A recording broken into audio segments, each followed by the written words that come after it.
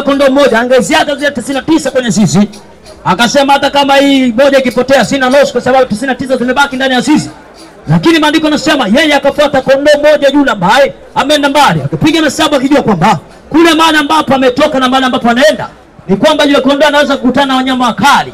Kuna wanyama ambao anaweza kararua maisha yake na maisha yake kwa mabaya kwa sababu ya kutoka ndani ya zizi. Hii ina maana gani? Hii ni habari ambayo Yesu Kristo alikuwa anasema. Na ni historia ambayo Yesu Kristo alikuwa anahubiria watu habari za uzima na habari za toba, akimaanisha na akifundisha kwa njia ya story.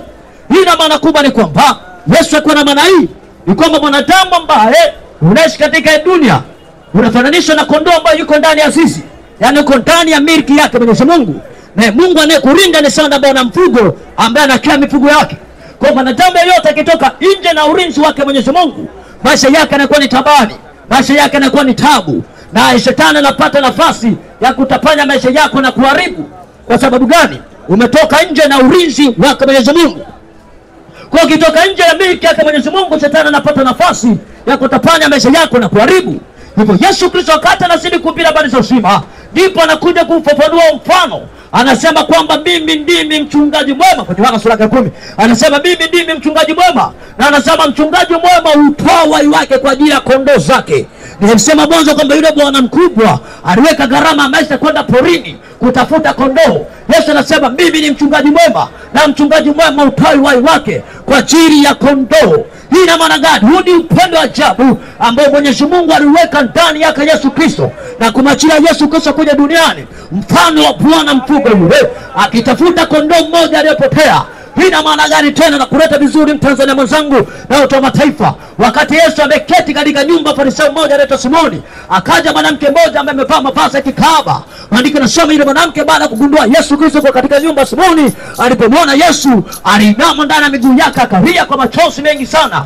Biblia inasema Simoni akanong'ona ndani ya moyo wake, akasema kama Yesu angekuwa ni nabii angejua mwanamke amanalia miguuni mwake ni mtu mbaya kiasi gani, kwa sababu ile binti Biblia inasema alikuwa amevaa mavazi ya kikahaba. Kwa taswira ya nje iko inaonekana kwamba ile binti ni mbaya, ile binti kazingua kwenye jamii, ana tabia mibaya. Lakini jambo la ajabu ambalo Yesu Kristo alimfanya hata mbingu na enzi na kuja duniani ni kuja kutafuta na wanadamu aliyepotea, mwanadamu aliyekosa upendo wa Mungu ndani ya maisha yake. Kwa maana Yohana 3:16 anatuelekeza nasema, kwa maana jinsi Mungu aliupenda ulimwengu hata akamtoa mwanawe pekee ili kila mtu amwamini asipotee, bali wote watakaoamini watakuwa na uzima milele. Yule binti ni sawa alikuwa ni kahaba, na Simoni aliona uchafu ambao ile binti alikuwa anafanya. Lakini jambo la ajabu ambalo Yesu anamwelekeza Simoni, akamwambia Simoni, sikia, nimeingia nyumbani mwako. Akamwambia kwanza mfano, akamwambia Simoni, sikia, kuna mtu mmoja ambaye alikuwa anadai watu, mmoja shilingi 10,000 mwingine shilingi 5,000. Akamwambia sasa wadeni yule bwana ambaye alikuwa anadai akawasamehe wote. Kisha Yesu akamuuliza swali hili, kati ya watu wawili ni nani ambaye atamshukuru sana? Simoni akamwambia yule ambaye amesamehewa dinari 10, yule ambaye amesamehewa shilingi 10,000. Ndipo Yesu akamwambia yeye apende kidogo samehewa kidogo, yeye apende sana samehewa sana. Akiwa na maana hii kwamba mtu ambaye ametolewa katika upotevu na mtu ambaye amesamehewa dhambi kwa macho yake anaona kwa ni nyingi, huwa anafanya upendo mkubwa sana mbele zake Bwana, huwa hataki kuingia losi. Lakini kwa mtu yule ambaye ana mapokeo ya kidini, ambaye anachukulia wokovu na msamaha kwamba ni kitu cha bra, huwa upendo wake na Mungu unakuwa ni pungufu. Kwa Yesu anamwambia Simoni, nimeingia kwako ukinipa maji ya kunawa, lakini upita ameosha miguu yangu kwa nywele zake na kwa machozi. Anamwambia nimekuja kwako ukunipulizama alhamu safi, lakini upita amenipulizama alhamu safi nami ninanukia. Akamwambia piti na hili ambayo nimetufanya tubebe speaker yetu ya jizo na kuja mitaa kuja kusema habari za uzima, kusema kwamba Yesu anamwambia ile binti hizi habari kwamba wewe binti, nyanyuka na uondoke zako, umesamehewa dhambi zako.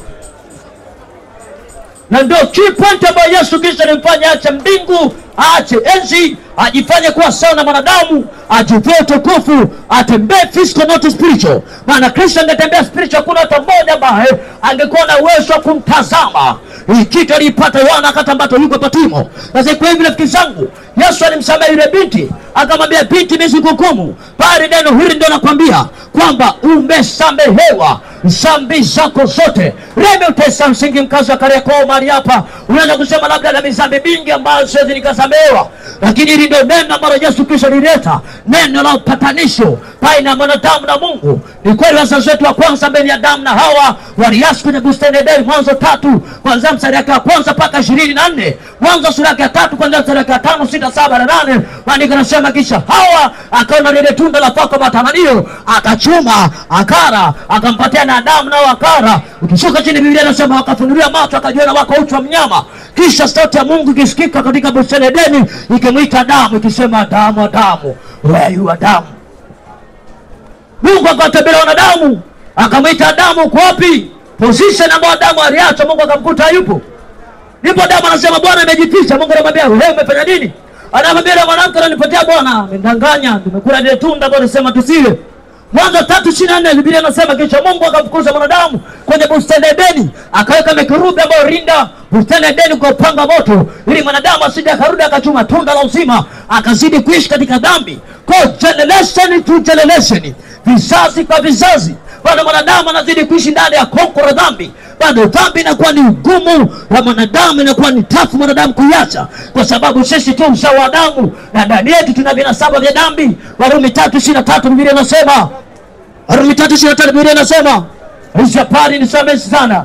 Biblia inasema wazi ni kwamba wote tumetenda dhambi na tumepungukiwa na utukufu wa Mungu, lakini msamaha tunaupata kwa kusadiki habari za uzima, kwa kuamini Injili, kwa kuamini kwamba Kristo ana uwezo kusamehe, ana uwezo kusamehe makosa yako na kuvutia makosa yote ambayo umeyafanya. Isaya 1:18 Biblia inasema, ndio tuseme sana, nasema Bwana, dhambi zenu japo kwa nyekundu kama damu, ukishanameza kwa nyeupe kama theluji. Sasa bahati mbaya ni kwamba maneno ya Mungu ni sana upuzi kwenye masikio ya wanadamu. Wale ambao tunaona na ubiri, kuna wengine wanazingatia, kuna wengine wanazingatia. Kuna wengine kwenye akili zako anasema ndogo janja anafanya nini hapa? Kuna wengine anasema mtumishi vipi? Bwana habarizi. Kwa kila mtu kwenye akili yake anawaza jinsi anavyowaza. Kwa sababu maneno ya Mungu ukiwa nasikia unaweza kuona kama vile ni vitu ambavyo havieleweki, ni vitu ambavyo I make sense hivi. Lakini neighbor, ngoja nikwambie, ukishaamini habari ya uzima ambayo tunaisema, maana imani chanzo chake ni kusikia, na tunapata msamaha wa dhambi kwa tendo la imani, kwa tendo la kuamini kwa Yesu ana uwezo na Yesu anasamehe. Ukishasadiki hivyo na kuamini, Kristo anakupa msamaha ndani ya maisha yako. Kwa hiyo tunasamehewa dhambi kwa tendo la imani, sio kwa tendo la kusensi, sio kwa tendo la kuishi, sio kwa tendo la kushika. Maana Isapari ni njema. Yesu anaagiza wanafunzi, anasema shaiti habari njema zihubiriwe Samaria, Yudea, wenda mpaka Yerusalemu, tembea mpaka miisho ya nchi. Lazima watu wasikilize habari za uzima na wajue kwamba mimi Yesu na uwezo kusamehe na kusahau makosa ambayo mwanadamu ameyafanya. Kwa hamna dhambi yoyote ambayo inashindikana mbele zake Bwana. Haipo, na sije kuona mtu ambaye amesadiki ndani ya moyo wake na kuzingatia na kuamini Injili, na Yesu akashinda kuondoa kila aina ya uteka wa ibilisi amemteka ndani ya maisha yake. Habari hizi ni njema, good news ni njema sana kusikia mkasa maneno haya. Yesu anasamehe, Yesu anaokoa, Yesu anaponya, Yesu anatakasa maisha ya mwanadamu. Usife katika dhambi, maana msamaha unapatikana bure. Ondoleo la dhambi linapatikana bure. Toba na msamaha ni bure. Kristo yu hai, Kristo yu hai, Kristo yu hai, yu hai, yu hai. Sadiki na uzima, sadiki na tumaini ndani ya maisha yako. Hadi siku kwa muda mchache ambao tumeseto na muda huo ambao tunaenda kumaliza.